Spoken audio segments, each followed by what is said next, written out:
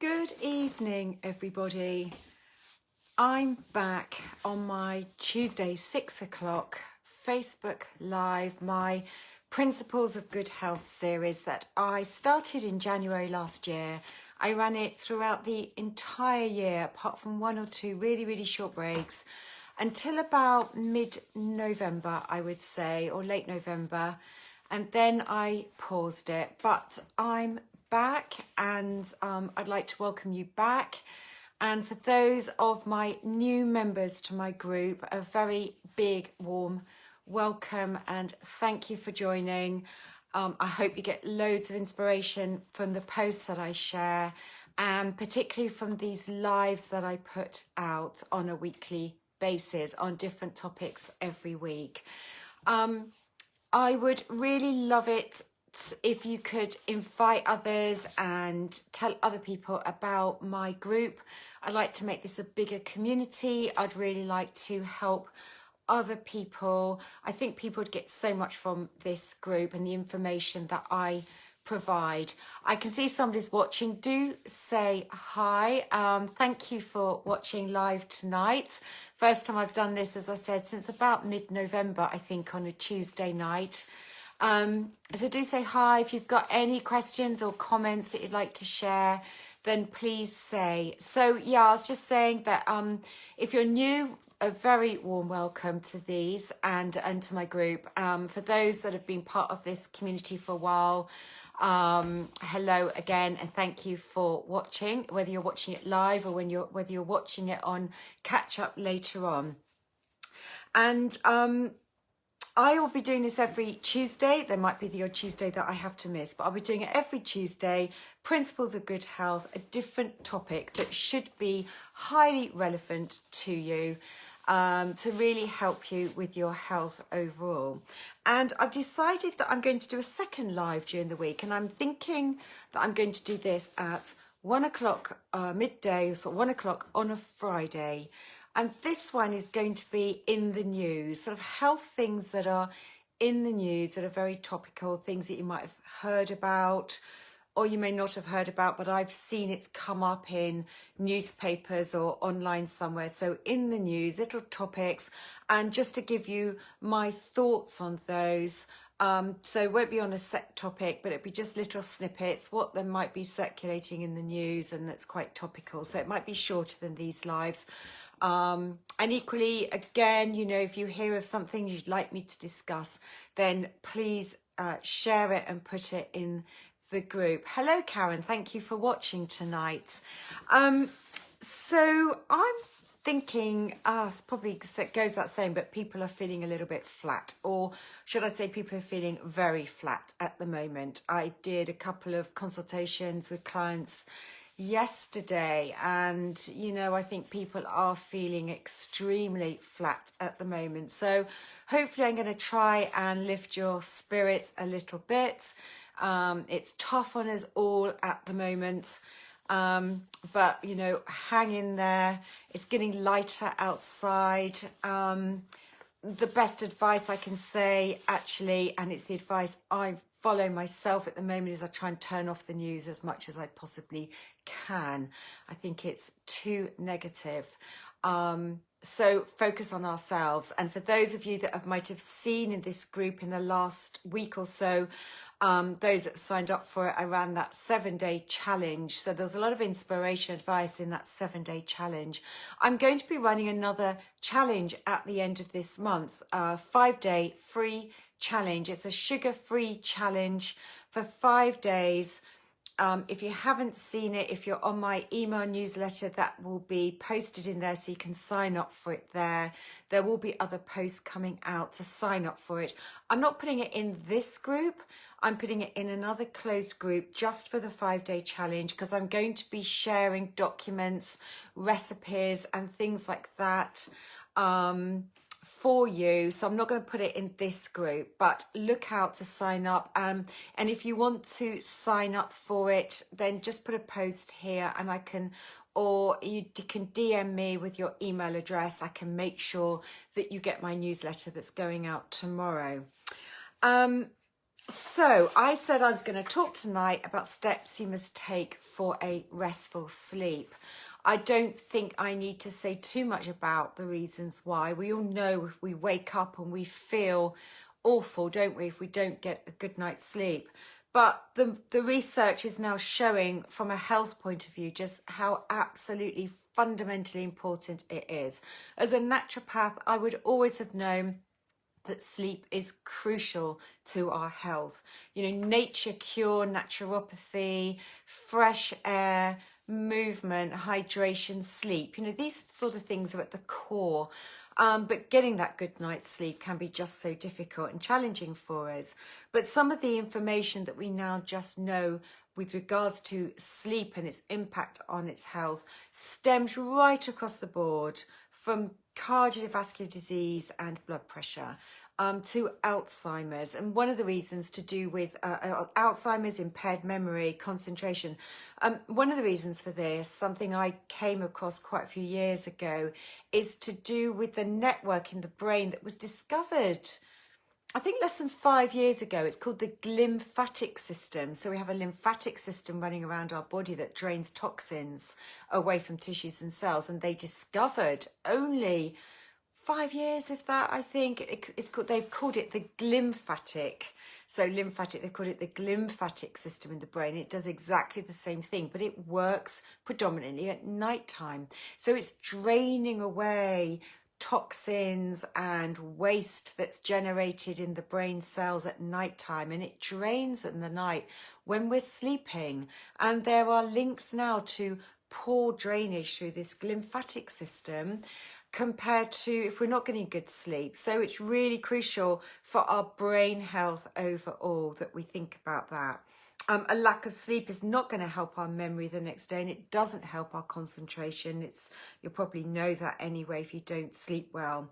Type 2 diabetes risk is increased, and it's to do with impaired insulin release, keeping glucose levels higher in the bloodstream, so it can have an impact on our risk towards diabetes.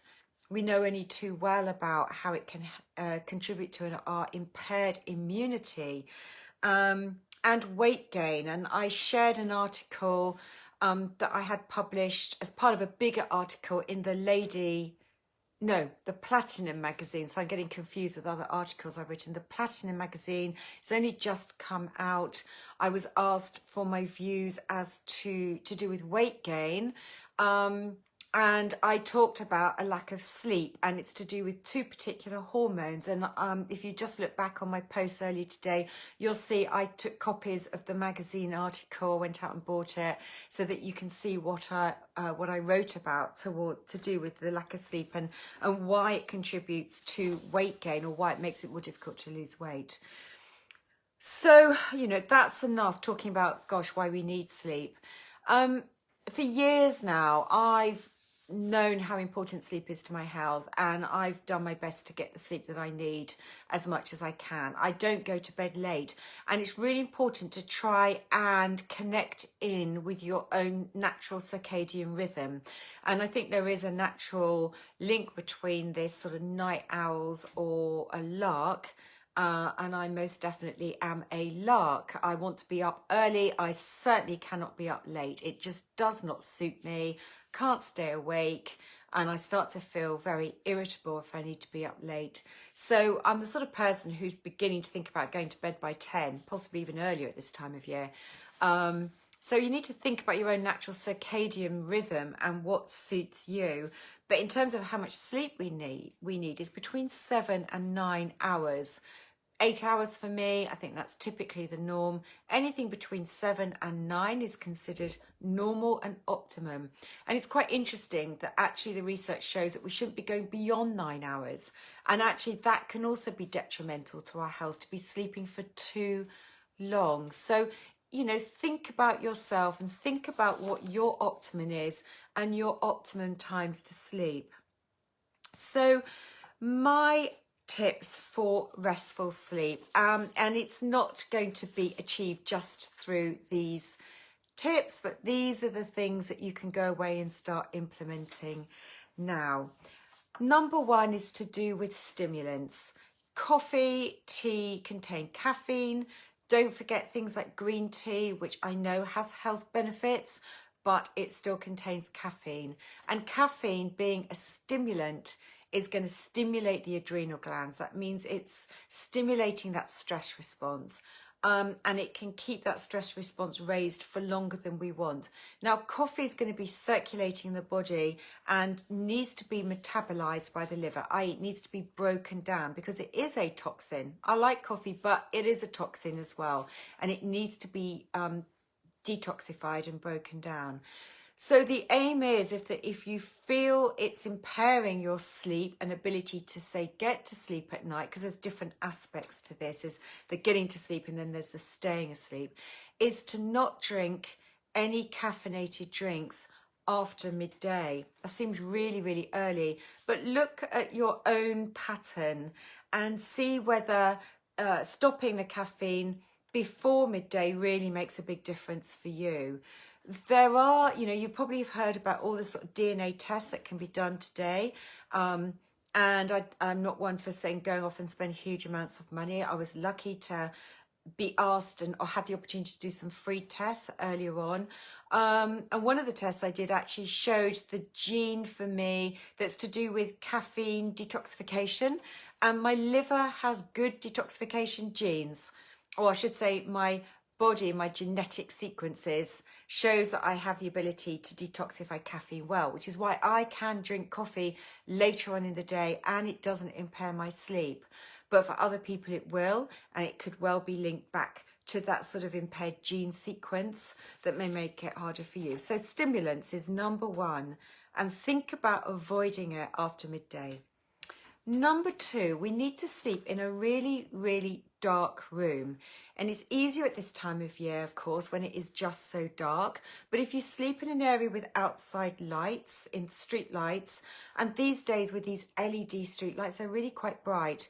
So if that's the case, you might want to think about blackout blinds, or doing something to make your windows very, very dark. And if that is still difficult, then you may want to think about a sleep mask. Anything that's going to help create total darkness. This is linked to the pineal gland. We want absolute darkness when we're sleeping because it's the pineal gland that's linked to the circadian rhythm that is going to start triggering waking us up earlier than we want to. And that may be more relevant when it's the summertime and we have a lot more lightness. But even, like I said, if you've got street lights, then you may want to think about a sleep mask or whatever you can do to create darkness in your room. The third thing is to do with temperature. It is so important, but for us ladies, as we get older, I think we notice this, don't we, even more, that we need a cooler room, and we might have partners that complain that you've got the window open and it's too cold. Well, that's too bad, men.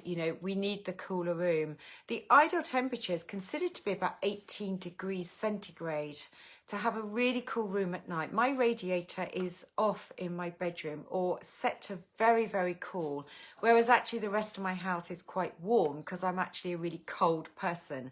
But when I'm in bed at night and you've got your duvet, I need my room cool.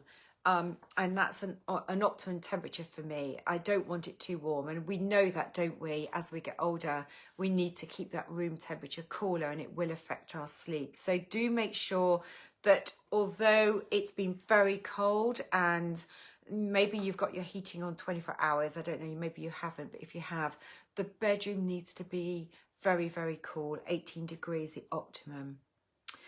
Now, this issue about, our brains are going along at 100 miles an hour, and we need to try and clear our heads as much as we possibly can if we want to try and aim for restful sleep. So there's different aspects to this. If you've got a lot going on in your mind, different ways of looking at this. I talk to some clients about positive journaling.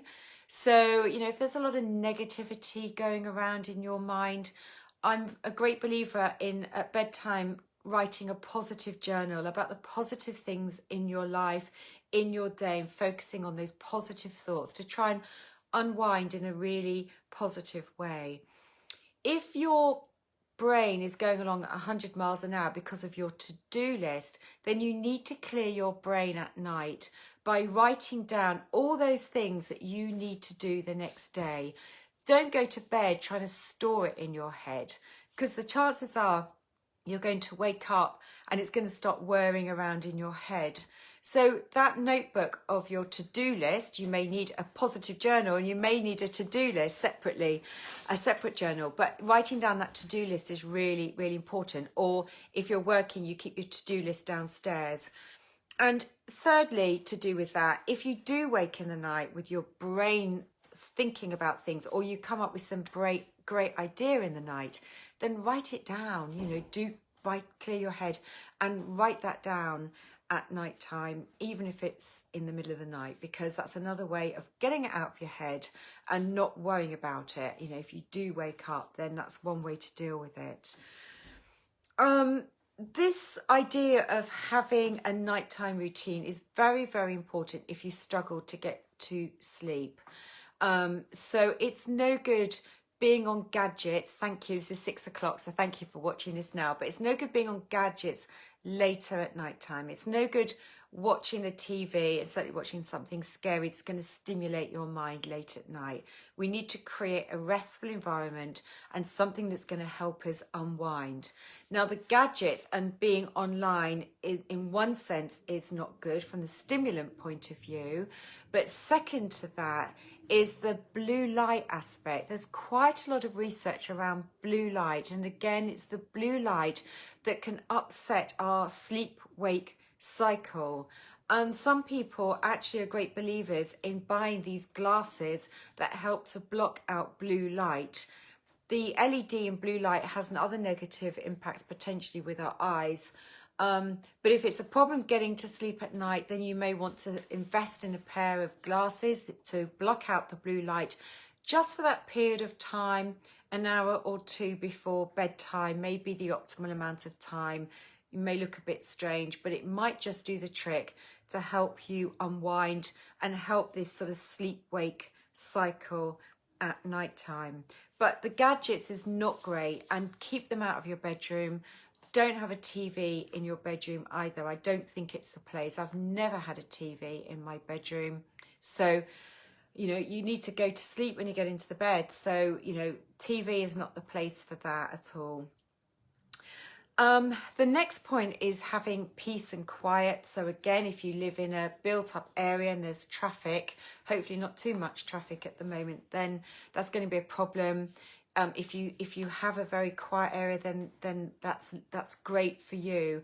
If you have a partner that snores, that's a problem. You may want to therefore not invest in just a sleep mask, but you may actually need ear plugs to help you. It's a nightmare if you've got a partner that sleeps. This is me talking from somebody who knows what I'm talking about. If the snoring is so bad, go into another room or get them to go into another room. Maybe you need certain nights of the week where you actually sleep in a separate room, and that's the way it needs to be, because your sleep is so important. And it's no good if your partner is there snoring away and you're lying awake because they're disturbing your sleep. So quite seriously, you may just need to think about that and come up with a routine that's going to suit you both, because your sleep is just as valuable and important as theirs. So, a quiet place is obviously really, really important. I think when we've had children, I don't think our sleep is ever the same again. Ever since you've had children and you're conscious to babies waking, I think from that point onwards, females in particular, I don't want to say men don't get affected by this, but I think females in particular really tuned in to sounds at night time. So, think about the best way for you to get that peace and quiet at night time. Now, the next point is about exposure to daylight. So I mentioned the pineal gland in the brain, and that's the one that is really tuned into our circadian rhythms and the sleep-wake cycle, which is why we need the dark at night time and we need the light during the daytime. Now, if we're in the dark and in the house during the day, we may not be getting enough exposure to daylight, which is what we need through our eyes, that tells the pineal gland, you know, we've got that daylight. And our lifestyles, when we're sort of inside so much, isn't helping. You know, at the moment, yeah, we need to get outside, we need to get our exercise outside. Do get that exposure to daylight during the day to really, really help this natural circadian rhythm and our sleep-wake cycles. So important. And maybe at the same time, this is how we can incorporate movement, because we need to exercise, but it doesn't need to be intensive exercise. It can be counterintuitive. So we need to get movement, we need exercise that's going to help us unwind, but we don't necessarily want the intensive exercise later in the evening, because that can also create this stress response and the release of adrenaline and cortisol at night. In the evenings can be more of a gentle walk, stroll, or a little bit of yoga, something like that, maybe what we need in the evening, or doing some activity during the day that may be more intensive, but try and aim for that earlier in the daytime rather than later in the day. My final 2 points are to eat early. If you struggle with digestive symptoms, then you certainly don't want to be going to bed still feeling quite full. Then you want to aim as much as possible to eat earlier in the evening, and maybe eating your largest meal of the day. That may not be the best time for you from a digestive point of view. So we don't want to be eating, going to bed when the body may still be trying to think about digesting food. We should have already digested our food before we go to bed. If we've eaten by 7 or 8 o'clock at night, if you've got good digestive ability, then that should be fine. But if that's not the case for you, you may want to bring that forward, or maybe make lunchtime more the time for your larger meal of the day and have a lighter meal in the evening. But just as a just as a slight point, if you find it difficult to stay asleep at night time, and if you find you ping awake in the middle of the night, this is usually caused by an adrenaline release, and the adrenaline release may be due to a dip in blood sugar, and it's the natural homeostatic response for the body. If our blood sugar levels dip low, then it will trigger an adrenaline release, because that in turn will get blood sugar into the bloodstream through breaking down our glycogen stores. Now, if our blood sugar dips low in the middle of the night, the body isn't consciously aware, of course, that, you know, we're sleeping. All it's thinking about is it's essential that the blood sugar level is restored to a normal level, and therefore it will create a stimulant, a stress response to get adrenaline into the bloodstream, to therefore get our blood sugar glucose levels back up again. And this may ping you awake. It may just be a tiny amount of adrenaline. It will ping you awake. Now, one way, if that happens to you and you're pinged wide awake in the night, something you may want to think about is having a small snack before bedtime. Something like 1, maybe 2 oat cakes, maybe with a little bit of cottage cheese on top, or a little bit of nut butter. You know, you've got the carbohydrate in the oat cakes, but you've got some protein, and that may just be sufficient to just try and ease your way through the night. So it's not a heavy snack. It's not going to be difficult to digest if you choose things wisely, but it may just be sufficient to try and keep the blood sugar levels more even through the night time, and may just help keep you in that more restful sleep through the day. So slightly longer one tonight. I normally aim to do these in about 20 minutes, so I don't take up too much of your time. And thank you so much for watching live, and if watching on catch up. And as I said, if you feel that my group here is of benefit to any of your friends or family, do invite them to join. The name again is Inspired Lifestyle Choices for Women Over 35. That's the name of the group, but men really are welcome. This is not all about women. There's plenty that I talk about that is most relevant to men as well. So I don't want this to feel that men are excluded. So if you feel you've got people who would benefit from this, then do invite them to join, or ask them to join, and I'll accept them into the group. As I said, I'm planning to be back on Friday at 1 o'clock. Again, it will be available on Catch Up, and it will be an in the news feature, short, sharp, in the news, something topical, whatever it may be. It could be several things, and for me to give you my views on that. So thank you very much, and I hope to catch up with you on Friday. Thanks for being part of my group, and see you soon. Bye.